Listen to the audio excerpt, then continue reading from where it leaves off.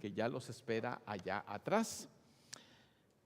Muy bien, que he venido hablando en estos últimos domingos acerca de ciertas exhortaciones que encontramos en la Biblia de unos a otros, y les he dicho que la palabra griega, que es bueno que se la aprenda, pero tampoco es una gran cosa, pero nos recuerda el concepto. La palabra en griego es alelon, y en la Biblia tenemos 59 mandamientos o exhortaciones con la palabra alelon, que significa unos a otros. Y básicamente lo que tenemos allí son formas de construir las relaciones interpersonales dentro de la iglesia y por supuesto también en la sociedad, porque cualquier cosa que sea unos a otros, vemos que es algo interactivo, como cuando la Biblia dice ámense los unos a los otros, cuídense los unos a los otros, respétense, etc. Ese concepto de unos a otros, cuya palabra en griego es alelon, así se dice, alelon,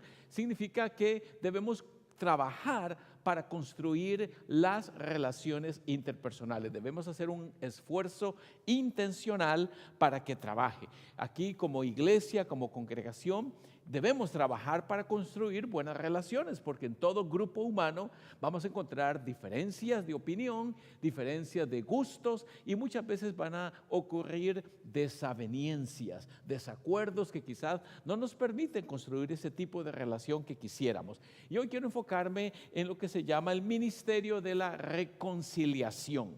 Ministerio de la reconciliación.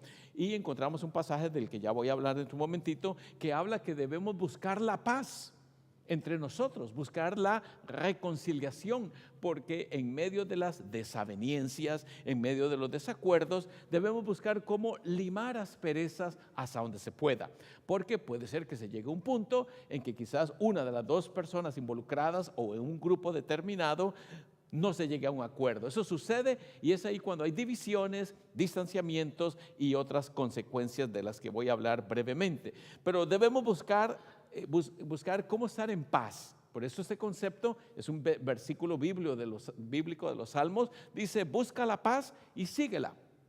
Así dice uno de los Salmos, que debemos hacer un esfuerzo intencional para que esto suceda, porque de lo contrario no va a suceder. Como por ejemplo ese individuo que busca reconciliación. Les prometo que cuando todo esto acabe, haremos una carne asada en mi casa. No más ustedes traen las cervezas y la carne y yo pongo la sal.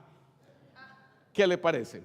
O en una pareja, mire este otro. Ernesto, yo creo que el amor es ciego. ¿Y usted? Yo quisiera que fuera mudo, Gloria. Y ese otro que se los agrego como sal. Estoy confundido con el inglés. Si car es carro y men es hombre, entonces mi tía Carmen es un transformer. Bonitas combinaciones. Aquí está el pasaje bíblico que les quiero compartir. Reconcíliense unos con otros y vivan en paz unos con otros. Miren ese concepto tan importante para construir buenas relaciones interpersonales. Debemos buscar la reconciliación. ¿Por qué? Porque como dije, vamos a encontrar desacuerdos, vamos a encontrar diferencias de opinión en un grupo humano, la iglesia que se congrega. Vamos a tener diferentes inclinaciones, preferencias, gustos, y debemos buscar cómo coincidir para poder avanzar. Esto es lo que marca una diferencia. Eso nos marca, nos distingue, nos hace ser diferentes cuando queremos intencionalmente buscar cómo limar asperezas, cómo reconciliarnos, cómo buscar la paz unos con otros. Y les vine hablando de la carta de los Efesios y a los Colosenses, que básicamente son cuestiones geográficas. ¿Se acuerdan que les he dicho? Cuando uno encuentra en la Biblia que dice que es la carta de San Pablo a los romanos, quiere decir que había una iglesia en Roma, y entonces Pablo les escribe la carta. La carta a los Colosenses es una carta dirigida a una iglesia en la ciudad de Colosa, y entonces los habitantes de Colosa son los colosenses. Hoy tenemos la carta a los Efesios, que es la carta a la iglesia que se encontraba en la ciudad de Éfeso. Y esas esas ciudades se encuentran donde se ve resaltado aquí en esta parte más a mi derecha y también su derecha, esa masa continental. Les he explicado que es lo que actualmente se llama Turquía. Es uno de los países más interesantes para visitar porque por casi 1000 años fue un subcontinente cristiano, podríamos llamarlo cristiano, pero con la invasión de los turcos y los islámicos se volvió un país musulmán, pero actualmente es un país musulmán liberal, donde no se sigue muy estrictamente la religión musulmana, y sin embargo, ahí están las raíces de varias de las iglesias más importantes que tenemos en la Biblia, como la carta a los Gálatas, que es Galacia, que se encuentra allá en el norte, donde está Capadocia. En el puro centro aparece Galacia, y Galacia era una ciudad de una iglesia súper importante, tanto que tenemos en la Biblia la carta a los Gálatas. Entonces, varias de las iglesias importantes que se levantaron en la antigüedad, en los mismos orígenes del cristianismo, están en esa pequeña masa continental llamada Turquía. Hay personas que hacen, yo nunca he tenido la oportunidad de ir por allá, pero he leído mucho porque ese es parte de mi campo de especialización. He leído muchísimo sobre la historia de esa región y es apasionante ver cómo iglesias que antiguamente eran faros de luz en medio de la cristiandad fueron apagándose hasta que fueron conquistadas por otras religiones, pero todavía uno puede llegar a esos lugares y ver, digamos, las ruinas destruidas, puede ver los grandes templos antiguos. Y en Colosa hay un templo súper importante, y también en Éfeso a la diosa Diana, que es mencionada en la Biblia, que era una religión muy importante en esa área antes de que llegara el cristianismo. Y si uno va, todavía puede ver esos templos antiguos, las ruinas, y es súper interesante caminar y conocer de todo eso. Se los menciono porque esas son las cartas que tenemos en la Biblia. Entonces, uno de los pasajes interesantes que tenemos en la Biblia y que va con el tema que hoy tengo, aparece en Marcos 9:50, que dice: la sal es buena para condimentar, pero si pierde su sabor, ¿cómo la harán salada de nuevo? Entre ustedes deben tener las cualidades de la sal y vivir en paz, miren el pasaje, unos con otros. Alelón, ¿se acuerdan? Vivir en paz unos con otros. Cuando uno piensa en la sal, a ver, ¿a cuántos de ustedes les ha tocado que el doctor le dice debe eliminar la sal? ¿Cómo sabe la comida sin la sal? Uno tiene que hacer un esfuerzo titánico para comerse lo que más le gusta. Imagínense un bistec o un arroz con gandules delicioso, tostadito, sin sal. Caramba, uno dice, bueno, es que la sal de veras da sabor, es importante. Y aquí se usa de una forma metafórica, vamos a ponerlo así. Es una comparación metafórica de que nosotros debemos valorar la sal, porque si la sal pierde su sabor, a veces la sal es mezclada con otros minerales y va perdiendo el sabor o cambia. Por eso cuando se va al supermercado puede encontrar diferentes clases de sal y no todas tienen la misma calidad, la misma, digamos, el mismo sabor. Supuestamente el sal del Himalaya tiene más pureza y es más saludable y no sé qué, yo no sé nada de eso, pero dicen por ahí las malas lenguas o las buenas lenguas, pero la sal, cuando es mezclada con ciertos minerales, ya no funciona igual, deja de ser salada. Y como dije, ¿qué es eso de comer una comida que más nos gusta, pero sin sal?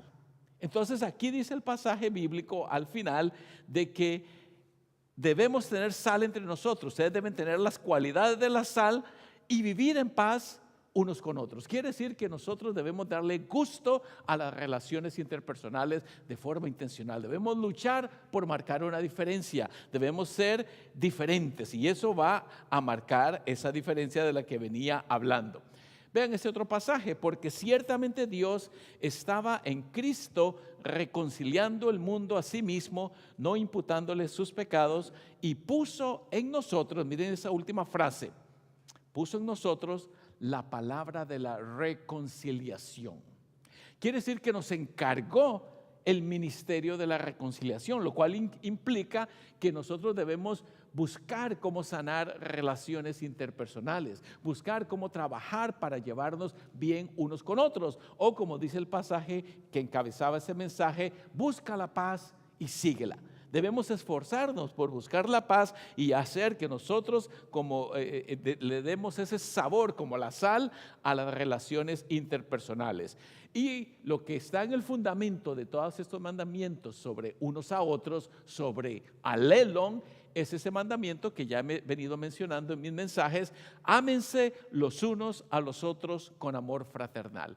Ese es como el fundamento, es como el cimiento de lo que construye las relaciones interpersonales. Y he hablado que ese amor no es un asunto sentimental. Nosotros en nuestra cultura occidental, la forma en que nosotros vemos la vida, tenemos la tendencia a pensar en el amor de forma emotiva, sentimental, cuando en realidad no debiera ser así. Aunque el amor en efecto involucra las emociones y los sentimientos, lo cual es inevitable, pero el amor debiera basarse más en lo objetivo, que son las acciones y las palabras que buscan el bienestar del prójimo. Cuando uno promueve el bien al prójimo, eso marca una diferencia. Eso es el verdadero amor. Como Dios muestra su amor de una forma tangible, material para con nosotros, de igual forma nosotros debiéramos manifestar nuestro amor no solamente con un sentimiento, porque el sentimiento es fluctuante, cambia, va y viene. Un día uno puede sentirse muy enamorado, por decirlo de alguna manera, y al día siguiente cambia el sentimiento y uno no se siente quizás tan emocionado. Y por eso el amor no puede fundamentarse en sentimientos. Son importantes, son parte de, pero más que eso debiéramos recordar que se basa en acciones. Porque al momento de experimentar relaciones interpersonales con nuestros seres queridos, con la iglesia, vamos a tener una realidad inevitable. Simplemente las injusticias, la falta de comprensión, eso es parte de la vida y se va a manifestar en esas relaciones interpersonales. Por eso debemos estar listos a poder tener una forma sabia de enfrentar esas desavenencias de una manera sabia, una forma apropiada, porque se van a presentar malos entendidos. ¿Le ha pasado a usted con su pareja, con sus compañeros de trabajo, con otro ser querido o aquí mismo en la iglesia, de que simplemente se suscitan malos entendidos? O a veces hay ofensas claramente manifestadas, y por eso es que debemos estar listos con el amor y con la práctica de la reconciliación para poder enmendar cualquier cosa y evitar que se puedan romper las relaciones interpersonales. Imagínense una pareja, un hogar, una familia donde el papá y la mamá pasan peleando, pasan discutiendo, no se ponen de acuerdo en la forma de educar a los hijos, de administrar las finanzas, de comprar una casa, de hacer las compras en el supermercado, y simplemente hay diferencias. No saben cómo conciliar esas diferencias. Entonces va a terminar siendo un hogar dividido, un hogar separado, un hogar donde hay resentimiento, donde hay señalamientos y simplemente no se pueden llevar. Por eso es que esa compasión y esta paz se debe evidenciar y se debe materializar en pasos concretos que busquen esa construcción, y debemos trabajar de forma intencional para lograrlo, porque no va a aparecer de forma espontánea o mágica. Simplemente debemos tomar pasos concretos, tomar la iniciativa para que esta reconciliación se dé. Y aquí les dejo una frase que creo que nos llama la atención para saber cómo hacerlo. Cuando das el primer paso hacia la reconciliación, demuestras que te importa más esa persona que tu orgullo. Porque muchas veces es el orgullo lo que nos detiene a buscar y dar ese paso para pedir perdón, para poder explicar las cosas, y sentimos que el yo superinflado es el que debe prevalecer.